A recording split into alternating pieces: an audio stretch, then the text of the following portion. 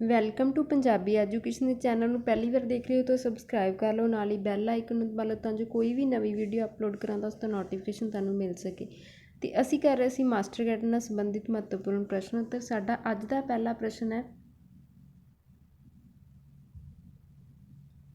ਬਲਵੰਤ ਗਾਰਗੀ ਦਾ ਜਨਮ ਕਦੋਂ ਹੋਇਆ? ਆਪਸ਼ਨ ਨੇ 1916, 1972, 1927 ਜਾਂ 1919।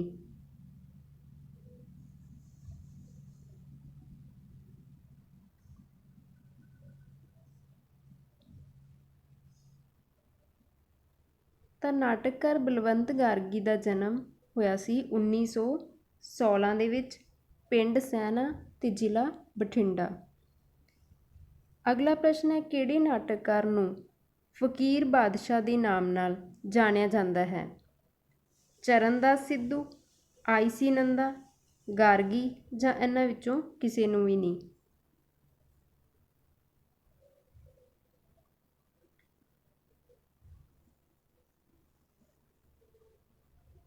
ਤਾਂ ਨਾਟਕਕਾਰ ਚਰਨਦਾਸ ਸਿੱਧੂ ਸੀ ਜਿਹੜੇ, ਉਹਨਾਂ ਨੂੰ ਫਕੀਰ ਬਾਦਸ਼ਾਹ ਦੇ ਨਾਮ ਨਾਲ ਜਾਣਿਆ ਜਾਂਦਾ ਹੈ। ਅਗਲਾ ਪ੍ਰਸ਼ਨ ਹੈ, ਚਰਨਦਾਸ ਸਿੱਧੂ ਕਿਹੜੀ ਪੀੜ੍ਹੀ ਦਾ ਨਾਟਕਕਾਰ ਹੈ? ਦੂਜੀ, ਤੀਜੀ, ਚੌਥੀ ਜਾਂ ਪਹਿਲੀ?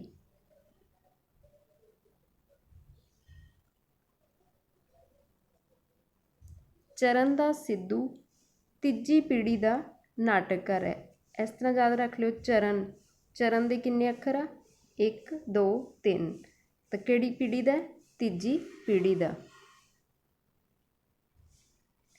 ਨੌਰਾ ਰਿਚਰਡ ਨੂੰ ਪੰਜਾਬੀ ਨਾਟਕ ਦੀ ਨਕੜ ਦਾਦੀ ਕਿਸ ਨੇ ਕਿਹਾ ਸੀ? ਈਸ਼ਵਰ ਚੰਦਰ ਨੰਦਾ, ਬਲਵੰਤ ਗਾਰਗੀ, ਕਪੂਰ ਸਿੰਘ ਘੁੰਮਣ, ਚਰਨਦਾਸ ਸਿੱਧੂ।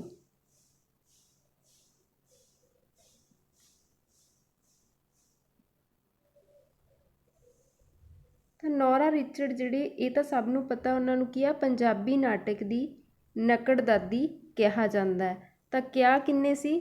ਬਲਵੰਤ ਗਾਰਗੀ ਨੇ।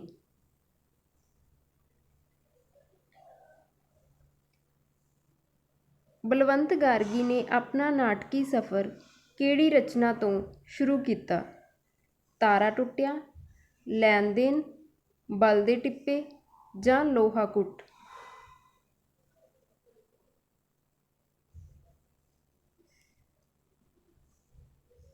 ਬਲਵੰਤ ਗਾਰਗੀ ਨੇ ਆਪਣਾ ਜਿਹੜਾ ਨਾਟਕੀ ਸਫ਼ਰ ਸੀ ਉਹ ਸ਼ੁਰੂ ਕੀਤਾ ਸੀ ਤਾਰਾ ਟੁੱਟਿਆ। ਤੇ ਇਹ ਉਹਨਾਂ ਦੀ ਰਚਨਾ ਜਿਹੜੀ ਆ, ਪਹਿਲੀ ਵਾਰੀ ਪੰਜ ਦਰਿਆ, ਪ੍ਰੋਫੈਸਰ ਮੋਹਨ ਸਿੰਘ ਦਾ ਮਾਸਿਕ ਪੱਤਰ ਆ ਪੰਜ ਦਰਿਆ, ਉਹਦੇ ਵਿੱਚ 1942 ਦੇ ਵਿੱਚ ਪਹਿਲੀ ਵਾਰ ਛਪੀ ਸੀ। ਇੱਕ ਪ੍ਰਸ਼ਨ ਇੱਥੇ ਹੋਰ ਬਣ ਗਿਆ ਕਿ ਪੰਜ ਦਰਿਆ ਮਾਸਿਕ ਪੱਤਰ ਕਿਹਦਾ? ਤਾਂ ਮੋਹਨ ਸਿੰਘ ਦਾ। ਬਲਵੰਤ ਗਾਰਗੀ ਦਾ ਪਹਿਲਾ ਨਾਟਕ ਕਿਹੜਾ ਹੈ? ਲੋਹਾ ਕੁੱਟ, ਨਵਾਂ ਮੁੱਢ, ਕੇਸਰੋ, ਕੁਆਰੀ ਟੀਸੀ?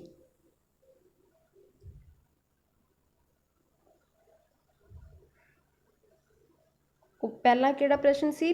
ਬਲਵੰਤ ਗਾਰਗੀ ਦੀ ਪਹਿਲੀ ਰਚਨਾ ਕਿਹੜੀ ਹੈ? ਤਾਂ ਫਿਰ ਹੈਗੀ ਤਾਰਾ ਟੁੱਟਿਆ। ਤੇ ਪਹਿਲਾ ਨਾਟਕ ਉਹਨਾਂ ਦਾ ਕਿਹੜਾ? ਲੋਹਾ ਕੁੱਟ। ਬਲਵੰਤ ਗਾਰਗੀ ਨੂੰ ਸਾਹਿਤ ਅਕਾਦਮੀ ਅਵਾਰਡ ਕਦੋਂ ਮਿਲਿਆ? 1955, 1956, 1962 ਜਾਂ 1971 ਦੇ ਵਿੱਚ?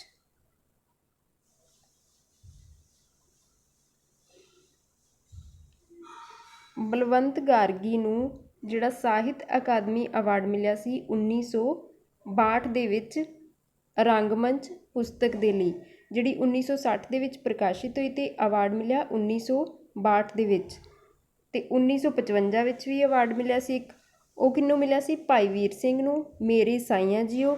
ਤੇ 1956 ਦੇ ਵਿੱਚ ਵੀ ਅਵਾਰਡ ਮਿਲਿਆ ਸੀ ਅੰਮ੍ਰਿਤਾ ਪ੍ਰੀਤਮ ਨੂੰ, ਸੁਨੇਹੜੇ ਦੇ ਲਈ। ਤੇ 1971 ਵਿੱਚ ਵੀ ਅਵਾਰਡ ਮਿਲਿਆ ਸੀ, ਉਹ ਕਿਸ ਨੂੰ ਮਿਲਿਆ ਸੀ ਤੇ ਕਿਹੜੀ ਰਚਨਾ ਲਈ ਮਿਲਿਆ ਸੀ? ਇਹ ਤੁਸੀਂ ਦੱਸਿਓ ਹੁਣ ਕਮੈਂਟ ਕਰਕੇ। ਬਚਨਾ ਤੇ ਤਾਰੋ ਗਾਰਗੀ ਦੇ ਕਿਹੜੇ ਨਾਟਕ ਨਾਲ ਸੰਬੰਧਿਤ ਪਾਤਰ ਹਨ? ਕਣਕ ਦੀ ਬੱਲੀ, ਨਵਾਂ ਮੁੱਢ, ਕੇਸਰੋ, ਲੋਹਾ ਕੁੱਟ।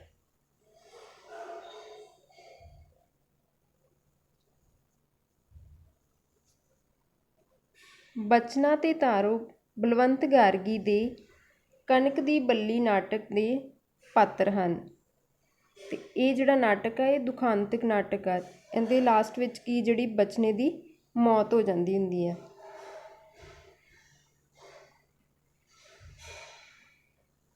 ਪੰਜਾਬੀ ਦਾ ਅੰਤਰਰਾਸ਼ਟਰੀ ਨਾਟਕਕਾਰ ਕਿਹੜਾ ਹੈ? ਬਲਵੰਤ ਗਾਰਗੀ, ਈਸ਼ਵਰ ਚੰਦਰ ਨੰਦਾ, ਕਪੂਰ ਸਿੰਘ ਘੁੰਮਣ ਜਾਂ ਇਹ ਸਾਰੇ ਹੀ। ਤਾਂ ਜਿਹੜਾ ਪੰਜਾਬੀ ਦਾ ਅੰਤਰਰਾਸ਼ਟਰੀ ਨਾਟਕਕਾਰ ਆ ਉਹ ਕਿਹੜਾ? ਬਲਵੰਤ ਗਾਰਗੀ। ਚਰਨਦਾਸ ਸਿੱਧੂ ਕਿਸ ਭਾਸ਼ਾ ਵਿੱਚ ਜ਼ਿਆਦਾ ਨਾਟਕ ਲਿਖਦਾ ਹੈ? ਮਾਝੀ, ਦੁਆਬੀ, ਮਲਵਈ ਜਾਂ ਪੁਆਧੀ।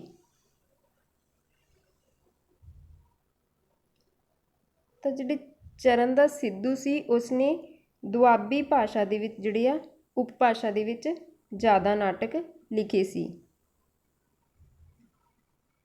ਅੱਗੇ ਹੈ ਡਾਕਟਰ ਚਰਨਦਾਸ ਸਿੱਧੂ ਦਾ ਜਨਮ ਕਦੋਂ ਹੋਇਆ? 1934, 1935, 1937 ਜਾਂ 1938।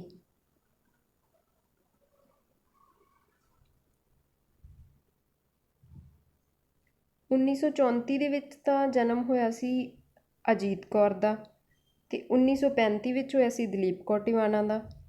1937 ਵਿੱਚ ਜਨਮ ਹੋਇਆ ਸੀ ਮੋਹਨ ਭੰਡਾਰੀ ਦਾ, ਅਤੇ 1938 ਦੇ ਵਿੱਚ ਜਿਹੜਾ ਜਨਮ ਆ ਡਾਕਟਰ ਚਰਨਦਾਸ ਸਿੱਧੂ ਦਾ ਹੋਇਆ ਸੀ। ਕਿਹੜਾ ਨਾਟਕਕਾਰ ਚਰਨਦਾਸ ਸਿੱਧੂ ਦਾ ਨਹੀਂ ਹੈ? ਆਦਮਖੋਰ, ਇੰਦੂਮਤੀ ਸਤਿਆਦੇਵ, ਬਾਬਾ ਬੰਤੂ ਜਾਂ ਭਾਈਆ ਹਾਕਮ ਸਿਉ।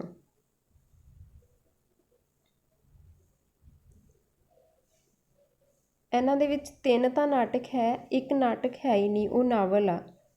ਕਿਹੜਾ ਹੈ? ਆਦਮਖੋਰ। ਚਰਨਦਾਸ ਸਿੱਧੂ ਦਾ ਇੱਥੇ ਪੁੱਛਿਆ ਸੀ ਨਹੀਂ ਹੈ, ਫਿਰ ਆਦਮਖੋਰ ਜਿਹੜਾ ਇਹ ਨਾਵਲ ਆ ਨਾਨਕ ਸਿੰਘ ਦਾ। ਚਰਨਦਾਸ ਸਿੱਧੂ ਦਾ ਕਿਹੜਾ ਨਾਟਕ ਗੁੱਗੇ ਦੀ ਮਿੱਥ ਆਧਾਰਿਤ ਹੈ? ਬਾਬਾ ਬੰਤੂ, ਪੰਜ ਖੂਹ ਵਾਲੇ ਜਾਂ ਇਹ ਦੋਨੋਂ ਹੀ ਜਾਂ ਦੋਵੇਂ ਹੀ ਨਹੀਂ।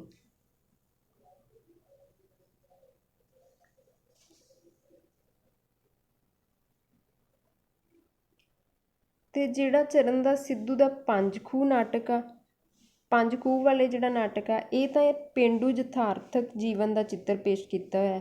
ਇਹਦੇ ਵਿੱਚ ਉਹ ਦੱਸਦਾ ਹੁੰਦਾ ਕਿ ਜਿਹੜੀ ਪਿੰਡਾਂ ਦੇ ਅੰਦਰ ਕਿਸ ਤਰ੍ਹਾਂ ਹੋਰਨਾਂ ਦੀ ਜ਼ਮੀਨ ਹਥਿਆਉਣ ਦੇ ਯਤਨ ਕੀਤੇ ਜਾਂਦੇ ਆ। ਅਤੇ ਜਿਹੜਾ ਬਾਬਾ ਬੰਤੂ ਹੈ ਇਹਦੇ ਵਿੱਚ ਗੁੱਗੇ ਦੀ ਮਿੱਥ ਕਥਾ ਨੂੰ ਆਧਾਰ ਬਣਾ ਕੇ ਲਿਖਿਆ ਗਿਆ। ਇੱਕ ਪਾਸੇ ਜੀਵਨ ਦੀ ਅਸਲੀਅਤ ਦੀ ਕਹਾਣੀ ਚੱਲ ਰਹੀ ਹੁੰਦੀ ਹੈ, ਇੱਕ ਪਾਸੇ ਗੁੱਗੇ ਦੀ ਜਿਹੜੀ ਆ ਮਿਥਿਹਾਸਿਕ ਕਥਾ ਸੁਣਾਈ ਜਾਂਦੀ ਹੈ। ਅਗਲਾ ਪ੍ਰਸ਼ਨ ਹੈ ਗਾਰਗੀ ਨੇ ਦੇਸ਼ ਵੰਡ ਤੋਂ ਪਹਿਲਾਂ ਕਿਹੜਾ ਨਾਟਕ ਲਿਖਿਆ? ਲੋਹਾ ਕੁੱਟ, ਕਣਕ ਦੀ ਬੱਲੀ, ਕੇਸਰੋ ਜਾਂ ਇਹ ਸਾਰੇ ਹੀ ਦੇਸ਼ ਵੰਡ ਤੋਂ ਪਹਿਲਾਂ ਦੇ ਆ।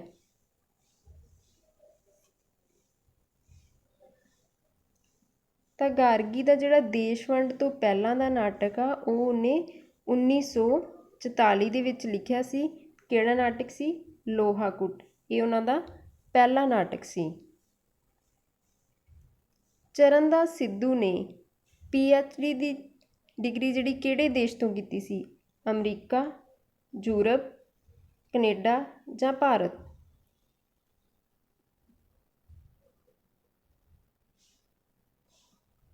ਚਰਨਦਾਸ ਸਿੱਧੂ ਨੇ PhD ਅਮਰੀਕਾ ਤੋਂ ਕੀਤੀ ਸੀ। ਇਹ ਸਨ ਸਾਡੇ ਅੱਜ ਦੇ ਪ੍ਰਸ਼ਨ। ਜੇ ਵੀਡੀਓ ਚੰਗੀ ਲੱਗੀ ਤਾਂ ਲਾਈਕ ਕਰਨਾ, ਕਮੈਂਟ ਕਰਨਾ, ਨਾਲ ਹੀ ਆਪਣੇ ਫਰੈਂਡਸ ਦੇ ਨਾਲ ਸ਼ੇਅਰ ਕਰਨਾ। Thank you.